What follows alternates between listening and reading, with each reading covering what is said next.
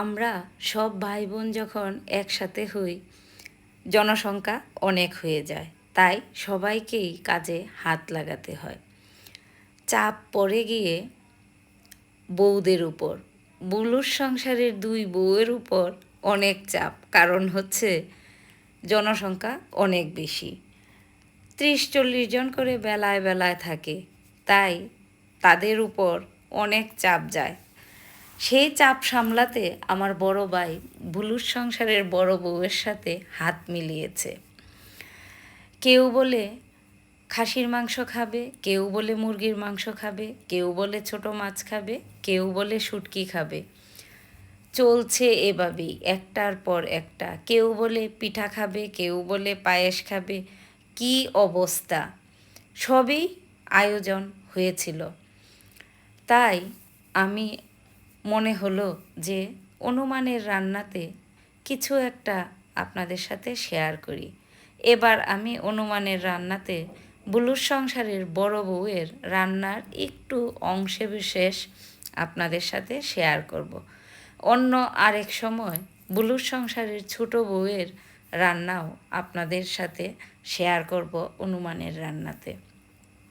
বুলুর সংসারের বড় বউ কীভাবে দই মুরগি রান্না করে তাই আপনাদের সাথে আজ আমি শেয়ার করতে যাচ্ছি। প্রথমেই সে যা করলো, বাদাম, পেঁয়াজ, রসুন, আদা সে ব্লেন্ড করে একটা পেস্ট তৈরি করে নিল।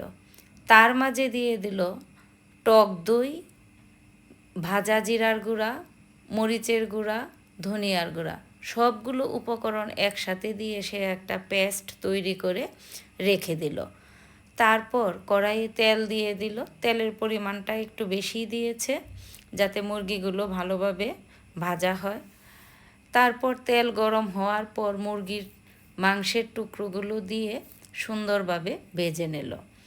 তবে মাংসগুলোকে বেশি কড়া ভাজেনি। মাংসগুলো নামিয়ে নিয়ে এই তেলই দিয়ে দিল পরিমাণ মতো পেঁয়াজ কুচি। পেঁয়াজ কুচিটা দিয়ে তারপর দেখলাম দিয়ে দিল দারচিনি, এলাচি, জয়িত্রী, জায়ফল আর 1-2টা তেজপাতা। তারপর দিল তাতে পরিমাণ মতো লবণ ও অল্প একটু চিনি। তাতে নাকি তরকারির রঙটা সুন্দর হবে, খেতেও নাকি সুস্বাদু হবে। পেঁয়াজটা যখন আধা ভাজা হয়ে আসলো তখন বানিয়ে রাখা মশলার পেস্ট দিয়ে দিল আর বাটিটা ধুয়ে সামান্য একটু পানি দিয়ে দিল। তারপর অনবরত নাড়তে শুরু করলো, কারণ হলো যেহেতু বাদাম বাটা দিয়েছে, যদি নাড়ার উপরে না রাখে তাহলে নিচ দিয়ে মশলাটা ধরে যাবে, পোড়া পোড়া গন্ধ হয়ে যাবে, খেতে তখন ভালো লাগবে না। মশলার উপরে যখন তেল উঠে আসলো, মশলাটা কষানো হয়ে গেল, তখন তার মাঝে দিয়ে দিল ভেজে রাখা মাংসের টুকরোগুলো। মাংসের টুকরোগুলো দিয়ে চুলার আঁচটা মাঝারি আঁচে নিয়ে এসে মাংসর সাথে মশলাটাকে নাড়াচাড়া করে মিশিয়ে নিয়ে মাংসটা ঢেকে দিয়ে দিল আর চুলার আঁচটা মাঝারিতে রেখে দিল।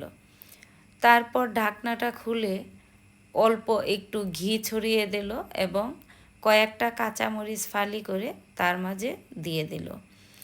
মাংসটা একটু পরপর খুলে, মাংসের ঢাকনাটা একটু পরপর খুলে একটু নাড়াচাড়া করে নিতে হয়, নয়তো নিচ দিয়ে মাংসটা ধরে যাবে, পোড়া পোড়া গন্ধ হয়ে আসবে, খেতে ভালো লাগবে না। এই দেখুন মাংস কিন্তু সেদ্ধও হয়ে গেছে এবং মাংসের উপরে তেল উঠে এসেছে। এই রান্নায় কিন্তু বাড়তি কোনো পানি আমরা ঝোল হিসেবে দেইনি। এই দই এবং মশলা দিয়েই মাংসটা সম্পূর্ণ সেদ্ধ হলো এবং মাখা মাখা একটা ঝোলও হয়ে আসলো। তারপর ভালো করে ঢেকে মাংসটাকে দমে 10 থেকে 15 মিনিটের জন্য রেখে দিল। অসাধারণ হয়েছিল এই দই মুরগি। এই রান্নাটা আশা করি আপনাদেরও খুব ভালো লেগেছে। আমরা খেয়ে তো খুবই মজা পেয়েছি। আপনারাও রান্না করে খেয়ে তারপর জানাবেন আপনাদের রান্নাটা কেমন হলো। বুলুর সংসারের দু বউই কিন্তু খুব ভালো রান্না পারে। বড় বউ ছোট বউ দু বউই রান্না করতে খুব ভালোবাসে এবং রান্নাটা তারা খুব মজা করে করে, আমরাও খুব মজা পাই খেতে।